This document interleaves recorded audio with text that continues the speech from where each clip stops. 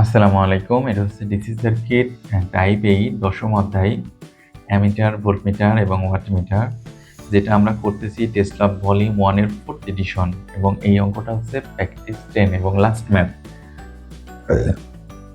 আমাকে বলছে to register of value 1 kilo ohm and 4 kilo ohm are connected in series across a constant voltage supply of 10 volt. তার বলছে 1 kilo ohm এবং 4 kilo ওহমের দুইটা resistor সিরিজে কানেক্ট আছে এবং তাদেরকে 110 ভোল্ট সাপ্লাই দিচ্ছে। এখন বলছে এই voltmeter having an internal resistance of 12 kilo ohm, বলছে 12 কিলো ওহম রোধের একটা ভোল্টমিটার আছে যেটা কানেক্টেড অ্যাক্রস দা 4 কিলো ওহম, বলছে 4 কিলো ওহমের আড়াআড়িতে লাগানো। বলছে draw the circuit and calculate, বলছে 1 নম্বরে বলছে ড্র দ্য সার্কিট, তাহলে সার্কিটটা ড্র করো। তাহলে আমার এটা ছিল উত্তর, যেটা আর কোনো নাম্বার নাই আর কি, ড্র শুধু ড্র করতে হবে। তাহলে ড্র আমরা কিভাবে করলাম, 1 কিলো ওহম আর 4 কিলো ওহম দুইটা রেজিস্টার সিরিজে এবং 4 কিলো ওহম রেজিস্টারের প্যারালালে 12 কিলো ওহমের ভোল্টমিটার লাগানো, আর এই পুরো সার্কিটে 100 ভোল্ট সাপ্লাই দেওয়া আছে। এই ছিল আমার সার্কিট ড্র।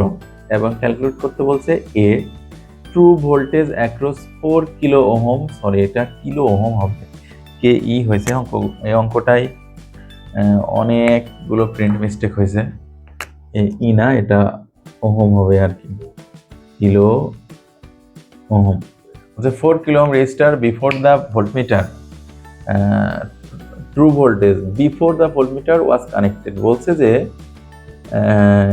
এই 4 ওহমের আড়াআড়িতে কত ভোল্টেজ আমরা পাবো বিফোর দ্য ভোল্টমিটার কানেক্টেড। এই ভোল্টমিটার যেটা 12 কিলো ওহম রোধের ইন্টারনাল রেজিস্ট্যান্স হিসেবে ভোল্টমিটার সংযোগ দেওয়ার আগে, তাহলে আমরা কি পাবো, ভিডিআর ইউজ করে আমরা বের করতে পারি। তাহলে আমরা ভিডিআর কি পাবো, মোট ভোল্টেজ 100 সেই শাখার রোধ বা সেই শাখার রোধ যোগ বিপরীত শাখার রোধ, তাহলে এটা ক্যালকুলেশন করলে পাই আমরা 80 ভোল্ট। এটা ছিল আমার একটা উত্তর, এটা ছিল আমার একটা উত্তর, এর উত্তর যে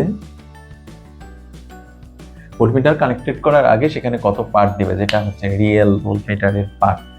এরপরে বলছে যে actual voltage 104 kilo ohm resistor after the voltmeter is, এবার বলছে যে voltmeter is connected and voltmeter recorded by the voltmeter. বলছে এরপরে আমি ভোল্টমিটার যখন কানেক্টেড করলাম তখন ভোল্টমিটার, অর্থাৎ ভোল্টমিটারের ইন্টারনাল রেজিস্ট্যান্স দেওয়া আছে, তার মানে ভোল্টমিটারটা আইডিয়াল না। নন আইডিয়াল হলে ভোল্টমিটার আসলে লাগানো আছে 4 কিলো ওহম, তার প্যারালালে একটা রেজিস্টর যেটা হচ্ছে 12 কিলো ওহম, তার ভোল্টমিটারটা 12 আর 4 প্যারালালে রানারিতে লাগানো। তাহলে ভিএম প্রাইম কি হবে, যারা আমরা শুরু থেকে অধ্যায়টা দেখতেছি তাদের কাছে এটা কোনো ব্যাপারই না। মোট ভোল্টেজ সেই শাখার রোধ, সেই শাখার রোধ কত, 4 আর 12 প্যারালাল বাই সেই শাখার রোধ যোগ বিপরীত শাখার রোধ, তাহলে এটা ক্যালকুলেশন করলে আসে 75 ভোল্টেজ। আমরা একটু ক্যালকুলেশনটা দেখাবো। তাহলে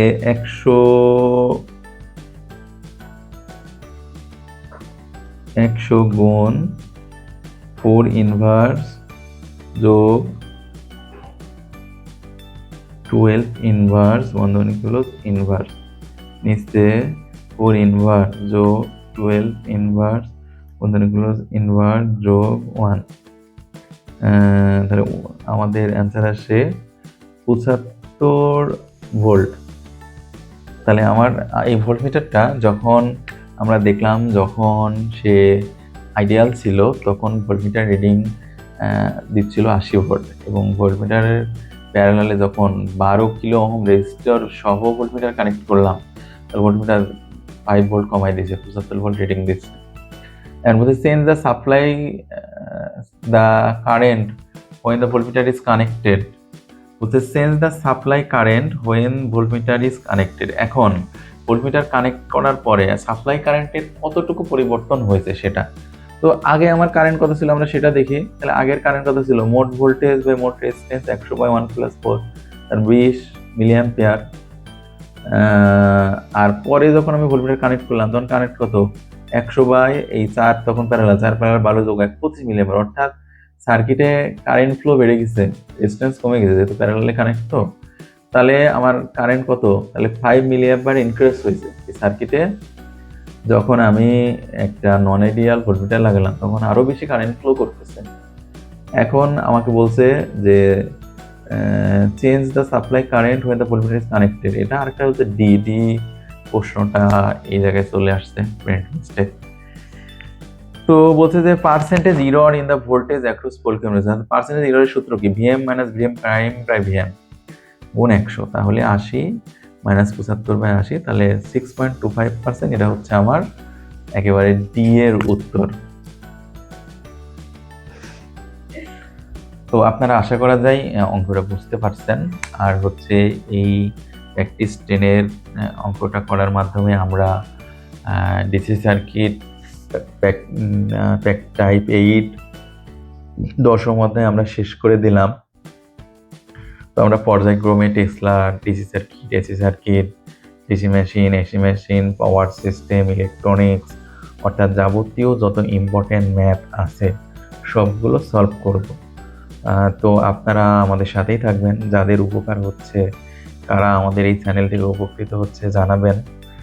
আপনাদের উপকারের কথা যদি জানান তাহলে আমাদের কাজে আরও বেশি আগ্রহ হবে আর কি, যে না আমাদের কার্যক্রমের মাধ্যমে অনেকে উপকার করতেছে, আমাদেরকে আরও ভালো দ্রুত গতিতে এগিয়ে যেতে হবে। সেই সাথে আমার জন্য দোয়া রাখবেন যাতে সুস্থ থাকে এবং খুব কম সময়ে আপনাদেরকে আবার পরবর্তী অধ্যায় সলিউশন করে দিতে পারি। তো ঠিক আছে, থ্যাংক ইউ সবাইকে, ভালো থাকবেন আপনারাও। আসসালামু আলাইকুম।